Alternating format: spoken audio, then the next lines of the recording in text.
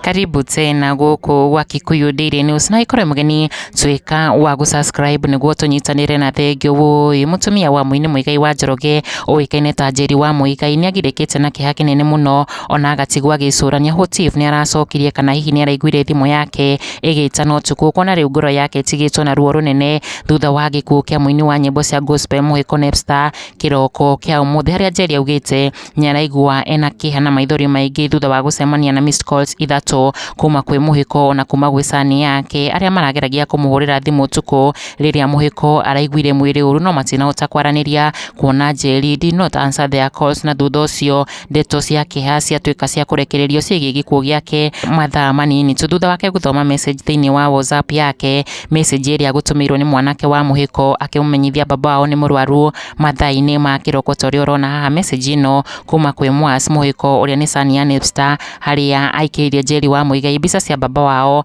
akomete thibitari na kurumiriria na ndumiriri ino akiuga ati hello mom, dad is very sick. Message iria NJERI akorirwo akireply after kindu mathaa mana thutha wake gukira akiuga hey son, sorry about your dad, I've not been feeling well, I took strong medicine that made me sleep completely, I've just woken up to this sad news. Emoji cia kurira. NJERI agitigwo very devastated ni uhoro uyu wa kieha haria thiete nenda-ini ciake mutambo-ini wake wa Facebook na kuga ati I woke up to find these missed calls from Muhiko and his son Mwangi, and then I saw a WhatsApp message Mwangi telling me that his dad is very sick. Even before I called back, someone called me to give this sad news that Muhiko is no more with us. I feel so devastated, my friends, crying emojis. Agithie na mbere na kuga to Mwangi, my son, as I normally calls you, I'm sorry I wasn't there when you needed me most, but I'm sure you're gonna make it through this and be strong as you have been even for your siblings. We have lost a great friend, a father and a role model to many.